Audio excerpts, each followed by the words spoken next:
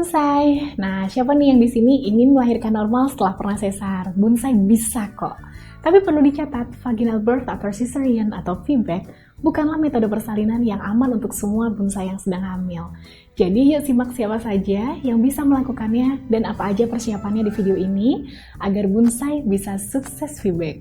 Tapi sebelum itu, minta subscribe-nya juga ya. Jangan lupa nyalain tombol loncengnya supaya bonsai nggak ketinggalan video-video terbaru dari channel Nisapedia.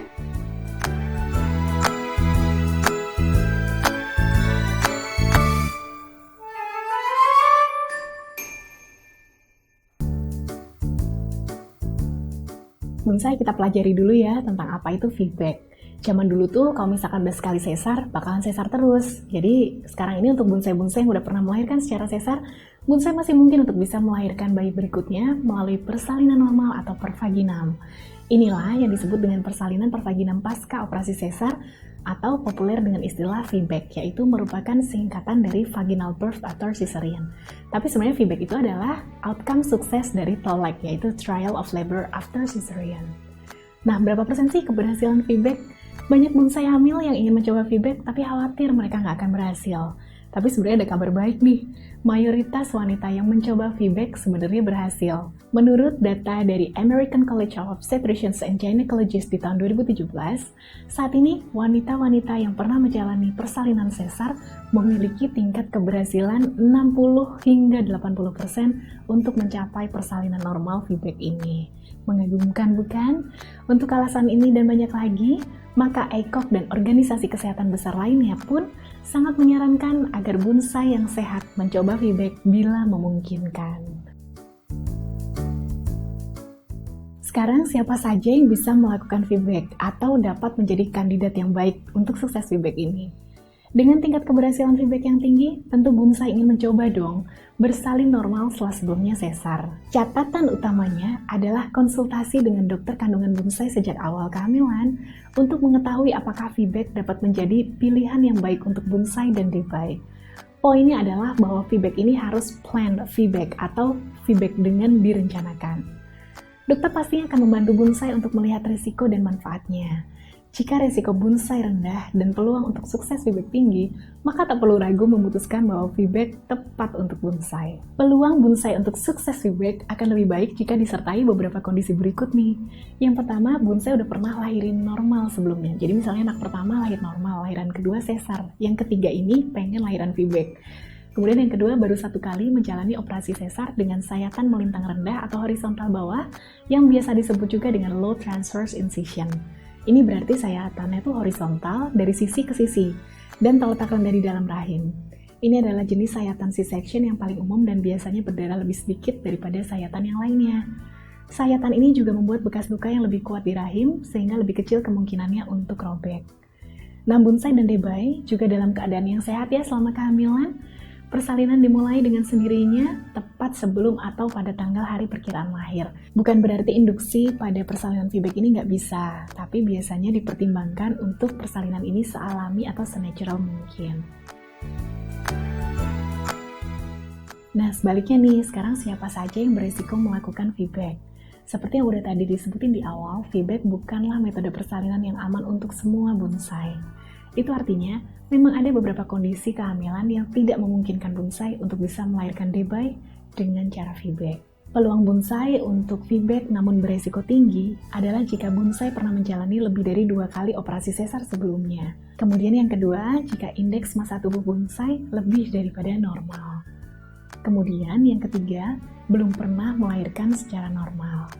Nah, kemudian selanjutnya juga, VBAC juga umumnya bukan pilihan jika bonsai hamil anak kembar nih. Jadi, yang pertama SC, bayinya tunggal, kemudian yang kedua ini kembar. Selanjutnya adalah faktor-faktor yang mengurangi kemungkinan VBAC. Meliputi misalnya persalinannya macet nih, jadi nggak maju-maju padahal udah diinduksi half dose. Atau usia bonsai di atas 35 tahun juga besar kemungkinan untuk menjadi gagal. Selanjutnya adalah usia kehamilan lewat waktu yang dikenal dengan istilah postmatur atau melewati 42 minggu. Kadang-kadang ini juga berhubungan dengan bayinya ukurannya jauh lebih gede. Selanjutnya adalah obesitas atau indeks massa tubuh bonsai 40 atau lebih. yang mana ini artinya bonsai memiliki kelebihan jumlah lemak tubuh yang kenaikan berat badan berlebihan selama kehamilan. Kemudian misalnya komplikasi seperti preeklamsia, atau jarak antar persalinan sebelumnya dan selanjutnya atau interdelivery time kurang dari 18 bulan. Perlu bonsai ketahui juga bahwa VBAC bukanlah opsi yang aman jika bonsai mengalami kondisi seperti yang pertama, sayatan dari persalinan sesar sebelumnya adalah vertikal tengah atau classical incision yang biasanya diaplikasikan pada kehamilan dengan komplikasi. Jadi vertikal itu ada low, ada yang classical, jadi sedikit di atasnya. Kalau misalkan posisi janinnya nggak biasa, kadang-kadang dokter perlu menempuh si vertical incision yang di atas. Kemudian jenis sayatan vertikal ini berada di otot-otot bagian atas rahim yang berkontraksi kuat selama persalinan berlangsung. Nah, ini dapat menyebabkan ruptur uteri atau robeknya otot rahim, biasanya kemungkinannya jadi lebih tinggi. Selanjutnya, bonsai pernah menjalani beberapa operasi pada rahim, misalnya pengangkatan mioma atau tumor pada rahim. Kemudian, bonsai yang memiliki kondisi kesehatan tertentu atau komplikasi selama kehamilan. Misalnya ada diabetes mellitus gestasional, ada penyakit jantung, kemudian herpes genital aktif atau placenta previa yang membuat operasi sesar jauh lebih diperlukan. Apa nih resikonya kalau bonsai melakukan VBAC namun gagal? Nah, pelaksanaan VBAC yang berhasil memiliki resiko komplikasi yang lebih sedikit daripada operasi sesar terencana. Namun walaupun begitu, yang namanya trial of labor after cesarean atau TOLAC juga bisa gagal dan memiliki resiko komplikasi. Salah satunya adalah terjadi ruptur uteri atau robekan otot rahim. Dan ini juga bisa berbahaya ya, karena akan membawa resiko perdarahan untuk bonsai. Nah, tapi bonsai jangan sampai overthinking ya, karena sebenarnya ruptur uteri ini tergolong langka. Jadi jarang banget terjadi, karena hanya kurang dari 1% dari bonsai-bonsai yang trial of labor after cesarean tadi. Tapi karena ini perlu diwaspadai, ruptur uteri ini bukan resiko yang main-main, karena mengancam baik jiwa bonsai dan debai. Jika ruptur uteri terjadi, maka bekas luka sesar di rahim itu akan pecah atau robek dan diperlukan operasi sesar darurat untuk mencegah komplikasi yang mengancam jiwa. Langkah selanjutnya yang juga mungkin perlu diambil seperti operasi pengangkatan rahim atau histerektomi. Dari pertimbangan komplikasi-komplikasi ini yang menjadi alasan nih, kenapa kalau bonsai pengen VBAC wajib dilakukan di fasilitas kesehatan yang memadai. Jadi dari fasilitasnya, tenaga kesehatannya, kamar operasinya itu standby semuanya. Jadi sewaktu-waktu terjadi kegawatan, ini tindakan bisa diambil dan segera. Tentunya pengen berhasil dong trial of labor after cesarean-nya. Nah, setelah mendapatkan lampu hijau dari dokter kandungan untuk berencana melahirkan normal pasca sesar, bonsai yuk siap-siapin. Nah, biar nanti sukses, ikuti beberapa langkah di bawah ini. Yang pertama, rencanakan jarak kehamilannya itu matang. Jadi diskusi sama suami minimal 18 bulan dari persalinan yang pertama dengan persalinan selanjutnya. Perencanaan kehamilan ini juga meliputi perhitungan usia bonsai ya, agar dapat hamil di bawah usia 35 tahun.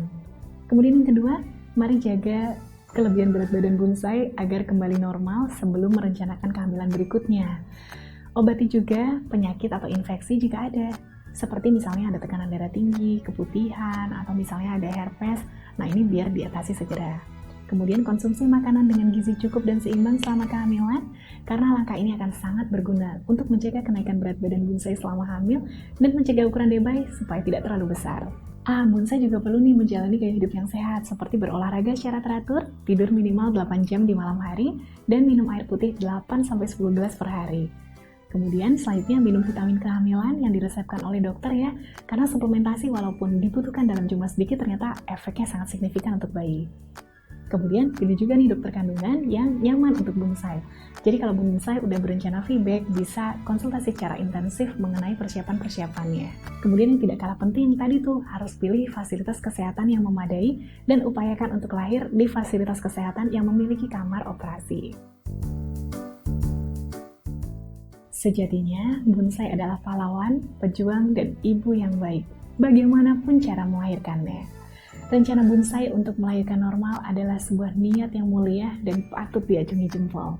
Namun kembali lagi, persalinan adalah perjalanan unik yang bisa berubah dalam sekejap. Sehingga berbahagialah untuk setiap proses persalinan yang bonsai lalui, entah itu normal maupun sesar ya. Yang penting bonsai dan debai selamat dan sehat kedua-duanya. Tiap hari ada satu tuntunan, 1000 hari 1000 pelajaran.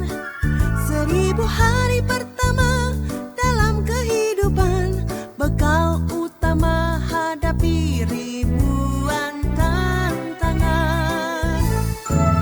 Nisapedia setia menyajikan pedoman mengarungi kehidupan. 1000 hari sejak dalam kandungan, tuntunan bagi bunda kesayangan. Nisapedia, 1000 hari, 1000 tuntunan.